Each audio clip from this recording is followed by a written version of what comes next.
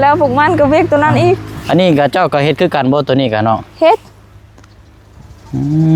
เริ่มมือใดนี่นะคันบ่แล้วมันมื้อนี้ก็เริ่มมื้ออื่นเจ้าว่านี่ได้ก่อนเมื่อวานนี่เจ้าว่าในวันก่อนเจ้าว่าขอโทษบ่เสียงงงเด้เจ้าว่านี่ได้ขอโทษบ่อีกแก่อีกเดียวโทษเอ้ากิน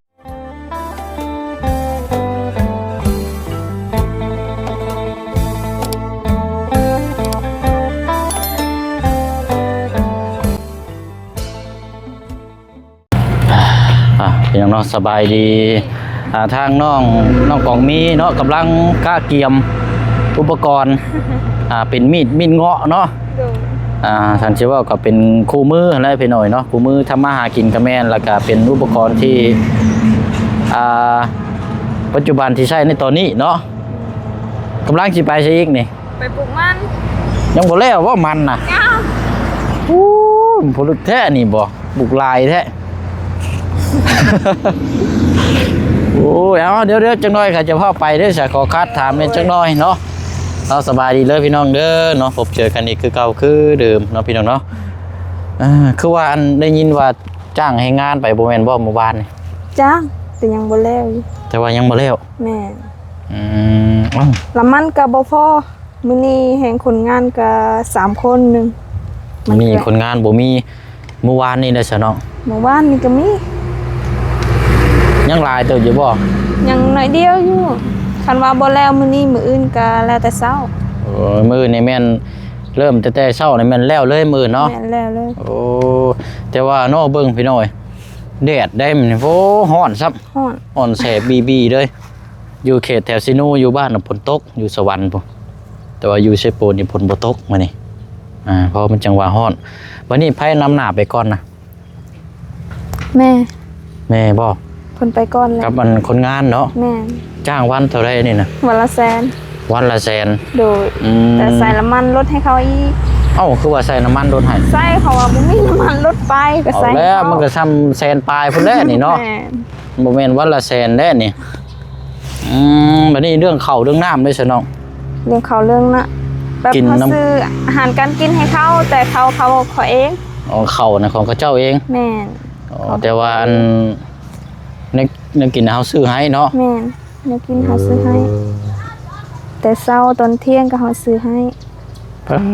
โหดีดอนี่เนาะบ่เมื่อยบ่ไปเฮ็ดชั่วมือแท้เมื่อยก็เฮ็ดเห็นโหดีดอนี่เนาะ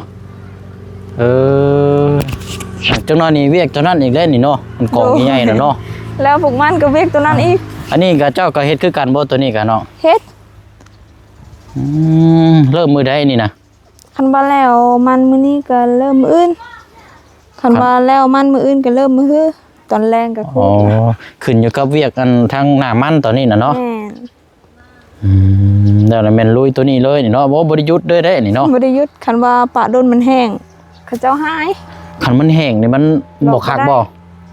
มันขูดบ่ได้เนาะขูดบ่ได้เป็นไง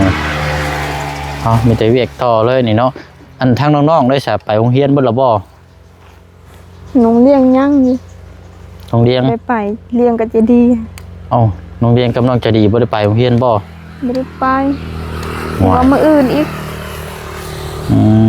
มื้ออื่นพุ่นแล้วบัดนี้เนาะโดยบ่แม่นหนีเรียนมาจักดอกอันนี้บ่เพราะว่าจริงๆไปปะแล้วไปบ่บอกอ้าวเนาะ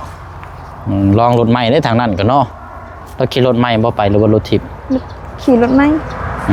ลองรถใหม่ไปเลยเนาะได้ใช่มันซ่อนสามบ่ได้เนาะบ่ตีได้ทางนี้กับปั้นแต่ก็ว่าถ้าคันปั้นนี่ก็ได้อยู่แต่ว่านึงมาจันจะว่ามีเวียกบ่จักบ่ในเฮือนนี่บ่ให้เพิ่นตักน้ำล้างถ้วย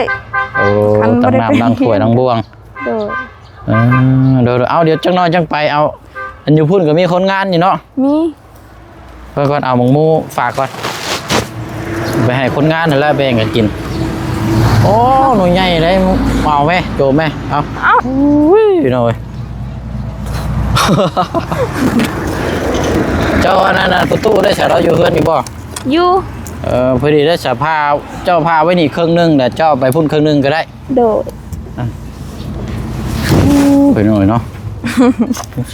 เอาไปพาก่อนไปเดี๋ยวไปพาเตียงเพื่อนเจ้าก็ได้ ว่าสิตามไปพูดนี่โอ้ยยันบ่คือแล้วมื้อนี้พี่น้องมันแดดชับไปหมู่นั้นย่างมาโดดก็เป็นลมก็ยังก็คืออันนั้นแท้นะมันก็เอียงแท้ใช้ประตูไปใช้ล่ะ ใช่เราไปอาบน้ำบ่ เอาผ้าแล้วก็เอาแช่ไว้ตู้เย็นเนาะมันจังเย็นเนาะ บุมีตู้เย็น ฮะ ไฟกับบุมีเอาตู้เย็นมาใส่ ลืมไปพี่น้องว่านะ ฮ้อน อากาศร้อนสิเนาะน้ำเย็นตู้เย็นแช่คืออยู่แต่ว่าเพื่อนเราอันนั้น ฮะละมือตัวเป็นไงล่ะ เพื่อนเราอันบ่ได้อยู่พี่น้อง กูก็ใครละจะเล่าอีกแม่กู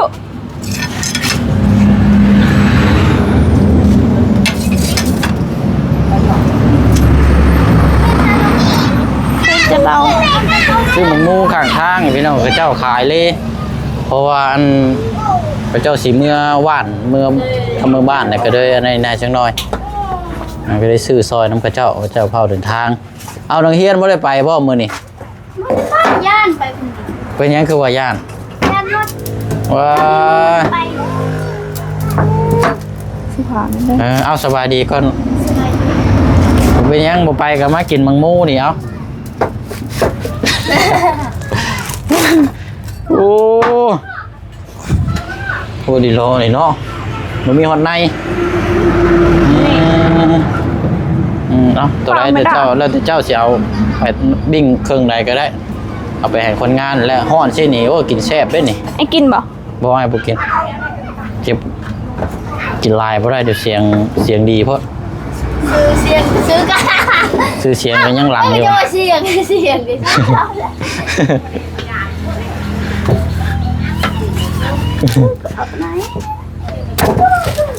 ให้เขาเจ้าเอ็ดเองเลย ฮะ เอาไปพุ่นให้เขาเอ็ดเอง ไปเอาไปแบบที่รถอันน่ะถุงยางได้มาใส่มีบ่ถุงยางห่อเอาไหม มี เป็นจังบ่เปื้อน ไปเอาอยู่เฮือนก็ ไปเอาถุงยางแล้วมาห่อแล้วก็มัดได้เดี๋ยวอันนี้ไปเพราะนั้นก็เอาขึ้นไปไว้ก่อนก็ได้ห่อไปโอ้ยเป็นนี่ไรก่อคือว่าบ่ไปโรงเรียนฮะ จะได้เครียด เครียดหยังอีกละบัดนี้ฮะ มันเครียดเพราะว่า เครียดไผ กระคูแล้วมันเดือด เนาะบ่ดินได้ลูกของเพิ่นเด้อน่ะเด้ออ๋อนึกว่าเราสิไปถึงได้บ่ไปบัดนี้ว่าสิบ่ได้ยาโรงเรียนเพิ่นบัดนี้เราเครียดยังบ่ได้ถามแล้วบ่ คือเป้า เราเครียด เราเครียดให้ไผ เขาให้เรียนคือเขาเครียด ฮะ เขาบอกให้เรียนเขาจะวันนี้บอกว่าเครียดเขาเราเครียด เออใช่ ว้ายเต้นเยาว์ ไปดองน้ำเหลือง เป็นไรไหนคือว่าเครียดในกันบ่ มาจ่ายค่ะ หืม แกมาแจ้งอันตกดองน้ำเหลือง ได้ยังมั่งเนาะ มาจ้าย ากบ่เพื่อปาดมาให้หลานได้ใส่จักบิงโอ้ฮ้อนเพิ่นเอาหากะมาแต่บ้านอดรแล้วโค้งมาพี่เลย มีภายในเขามาหามื้อนี้ บาบุญละเมื่อนะบุญบันตาให้กระโดดตกเบาลูกแต่กระบาตูนเบาไล่ แต่ว่าเขาจะออกไปแล้วเนาะ เพราะว่าสิไปส่งถ้าให้กินเมื่อคนว่าไปส่งเขาอีบันตา ไปมื้อนี้บ่เจ้าบ่สิไป ต้นบอลลุงเฮิมมาสิพาไป เอาเขาเจ้าสิเข้าไปบ้านกระดับจังบ่อืมเจ้าก็เข้าไปนำอยู่บ่จังน้อยบ่เอาเดี๋ยวนี้เขาเจ้าไปใช้ซั่น เขาอยู่เฮินลุงเฮิม ออกไปแล้วเนาะใช่ เนาะพี่น้องเอ้ยเป็นอยู่ไดทางนั้นคือเครียดหยังอะนะคือซบงอแท้โอ้ยพี่น้องนี่ได้นี่ เสียงเธอเด้อ เที่ยวบ่เที่ยววานนี่ บ่หยัง มา บ่ไปไสน่ะ เอ็มแก้วตอดแล้วก็โตหลายๆเด้อ โอ้ยเป็นหยัง อ้าว ทำอันเดียวเลย ไอ้เฮาบ่ฮู้ใช่บ่จะเว้าหยัง มันเลย โอ้ยบ่ได้ไอ้กู แท้ละลองมึงแม่อ๋อ ไม่อยาก อันนี้รอทางทีมงานมารับแล้วแม่นเข้าไปบ้านก็รับแม่นบ่ ก็ป้าจะชวนนะ แล้วทางน้องเจงติงกัน ก็เขา ไป เลิก โรง เลื เรีย อนก เนาะ ก็ป้า ไปกูไปเจอไปผู้เดียวเอาจะไปส่งคนกับน้องเอา อืมเดี๋ยวมาเบิ่งเท่านี้ก่อนดมอยู่บ่อันอยู่เพื่อนจะมีกระยังเฮ็ดขายอยู่บ่เนาะกระยังแบบนี้มีขายอยู่บ่ บ่มีพอไม่ได้เห็ดแล้วปีนี้ แต่ก่อนนี่เฮ็ดขายบ่มีอันติบเข่าด้วยใช่มีอยู่บ่ ติบเขากับบ่มีไปซื้อน้ำเขาคือกันติบเขา ติบเข่าแล้วก็กระลงพัดเนาะมีบ่ที่เขาส่งสิเฮ็ดใช่ บ่มีบ่ได้เฮ็ด แต่เก่านี่มีเนาะ แต่เก่ามี เอ้ยเจ้าไอ้ฟอนแปะตัว เห็นว่ามีนะมันทนหน่อยนี่เบิ่งแล้วก็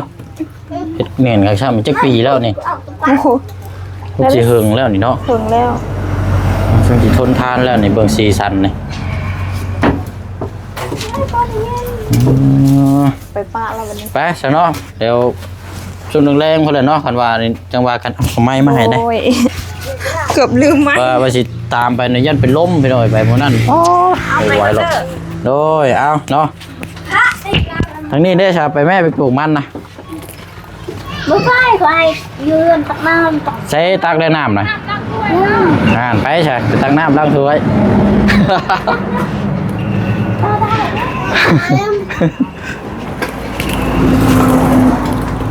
ใช้อยู่ใช้น่ะโอ้ยสบายดีเด้อ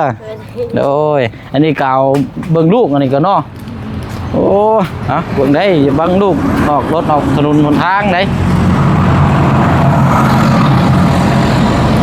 นี่เดียวเอาต่อสายยางมาแต่พุ่น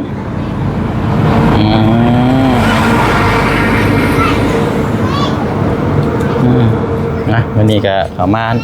เยี่ยมยามคือเก่าไปหน่อยเนาะเอาใช้ล่างถ้วยอยู่ใช้นะ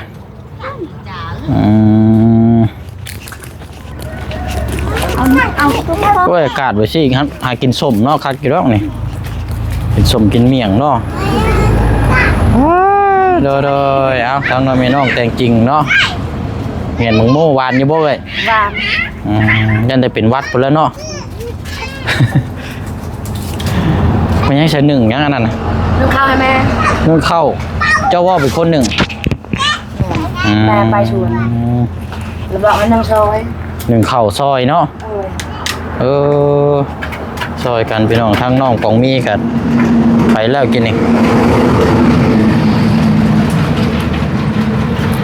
เด็กอยู่ปีติพรมีชุดไหนไอ้พรแกช่วยยกหรอเนี่ยช่วยไหนยุก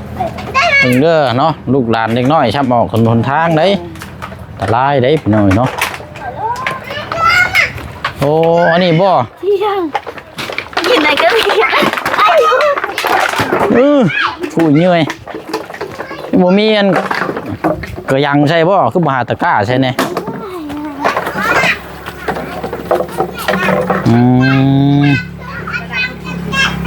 เอาอันนี้ก็ร่อนตักน้ำกินอันนี้เนาะแม่นบ่น้ำกินได้นี่เนาะ ไอ้บ้า กินน้ำมันมาแต่ฟูแต่พาพี่น้อง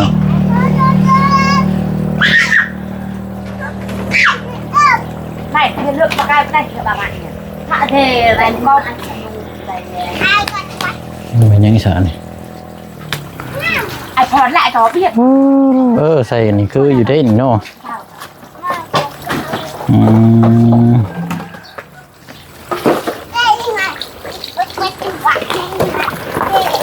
เจ้าว่านี่ได้ก่อนเมื่อวานนี่เจ้าว่าในวันก่อนเจ้าว่าขอโทษบ่เสียงงงเลยเจ้าว่านี่แหละ เขาเดินมาอีกแก่อีกเดียวตัว เอ้าเกี่ยวกันยังกับบ่เสียงบ่เกี่ยวกันนะ มาเสียงแน่ บ่เว้ยบ่เกี่ยวชื่อนาบ่าวพระเจ้าเว้าก็ดอกเดี๋ยวนี้ ก็ซื้อคือกันเลยว่า ก็เลยขอโทษโอ้ยเนาะ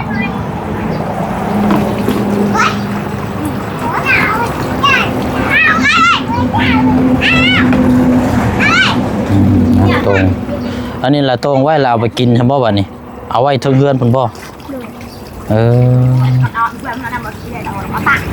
น้ำก็แห้งคักเดียวอันนี้เนาะบ่ได้มีไหลโพมอย่างปล่อยไว้ธรรมชาติไหลมาแห้งเลยได้ตลอดปีโอ้เย็นเลยนี่อาบนี่อาบเลยนี่คันว่าเว้าถึงนี่ก็มีน้ำแล้วนี่แบบนี้นี่เรื่องห้องน้ำนี่ก็สิง่ายอยู่ได้ชื่อแต่ท่อมาแล้วก็เฮ็ดผังลักสีลักแล้วก็หาผ้ากระจาดมาแอมมุงสังกะสีจัก 3-4 แผ่นนี่ก็โอ้ยได้ใช้งานแล้วพี่น้องลงทุนแบบบ่หลายนะเพราะว่าหนึ่งมานี่น้ำก็มีเด้น้ำใช้นี่ตัวนี้แหละแต่ว่าน้องน้ำแล้วบ่มีน้ำนี่มันสิมีปัญหาอยู่ไอ้พ่อไม่เมื่อป้าแม่กูเพียงหัวดากันอันนี้นี่แหละเนาะนี่ขุดลงแถวนี่เป็นห้องน้ำของในจะบอกพร้อมกันหัวดากันแองน่ะโยขนาดตอนเช้าก็บ่ได้ไปเลยว่าโรงเรียนเจ้าตอนเช้านั้นไปอยู่แต่ว่าตอนบ่ายนี่บ่ได้ไปเนาะตอนเช้านี่ไปรถยังรถที่ปั่นรถทิพย์เนาะ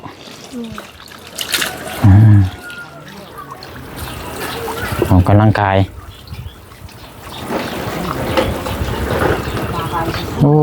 เนาะเอาเดี๋ยวซอยทั้งเวียกทั้งหน้าสาวนำซอยแล้วเราเมื่อยโน่ปกติเราแล้วทั้งนั้นกันแต่เวียกใช่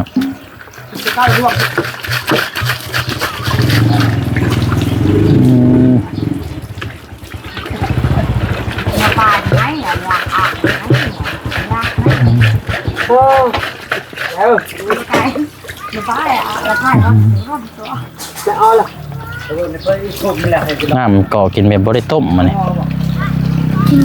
กินเลย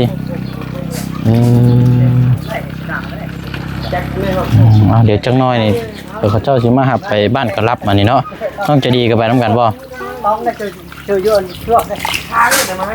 บาวไปบ่ยันนาบ่าวยังไม่ได้ไปหรอกจะไปเวียกมองเวียนต่อ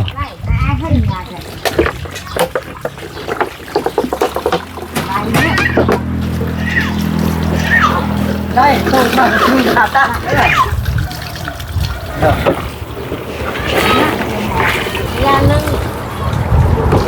จังโมงได้เนาะบ่ายแป๊บเดียวสิเข้าบ่าย3 โมงเลยโอ้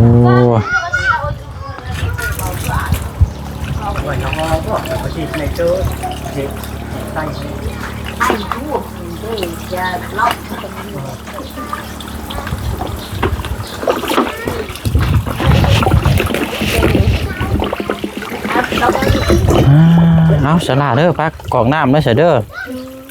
บ่เชียงไปเฮ็ดเวียกต่ออีกก่อนมงไม้ก่อนพี่น้องน้องเป็นเฮ็ดเวียกเฮ็ดงานต่ออยู่ทางนั้นก็เนาะเดี๋ยวจังหวะทางลุงก็สิมาครับเอาสบายดีก่อน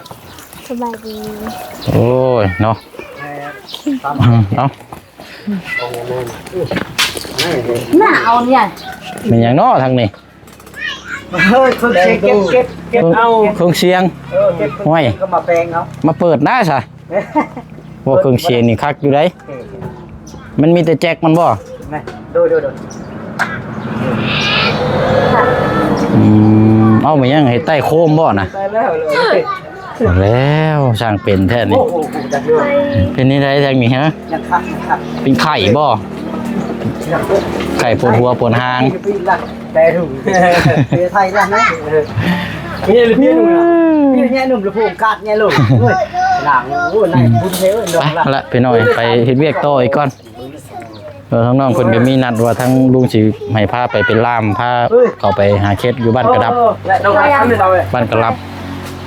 เจ้าไปกับเราแม่นบ่นี่นะว่าหน้าไปนะโปนแท็กโอ้ยหน่อยไปก่อนยังว่ากันเนาะเอาเดี๋ยวหารอเบิ่งกล้วยก่อนพี่น้อยเนาะเพราะว่ามื้ออื่นยันได้เดินทางซื้อกล้วยเมื่อฝากกับเจ้าอยู่บ้านก่อน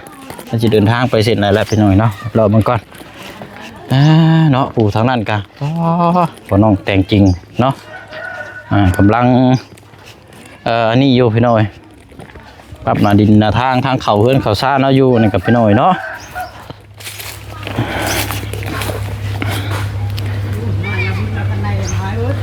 แดดฮ้อนเอ้าโอ้ย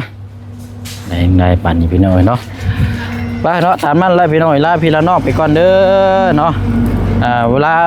นั่นก่อนเยี่ยมมาสิเข้าไปเยี่ยมประตู7 ปีอยู่พี่น้อยเนาะเมื่อคืนเมื่อวานเมื่อก่อนนี่บ่เชียงอันนี้ถ่ายเวียกแล้วมาแต่บ้านน่ะเจืองน่ะแวะแล้วขี่รถมาเลยเห็นทางประตูแล้วเราหาก้านพี่น้องจักหาก้านหาอยู่หากินน้ำทางยางกินอะไรก็โอ้ยโคตรโพนะพี่น้องเนาะดูว่าใครนี่มันนี่พี่น้องอ้าวเนาะก็มกขอบใจขอบคุณพี่น้อง FC เฮาเบิดสุคนเด้อพี่น้องเด้อเนาะอยู่ดีมีแฮงร่ำรวยเบิดสุคนเนาะลาพี่ลาน้องไปก่อนเนาะติดตามคลิปต่อไปอีกเนาะพี่น้องเนาะบ๊ายบายพี่น้องสบายดี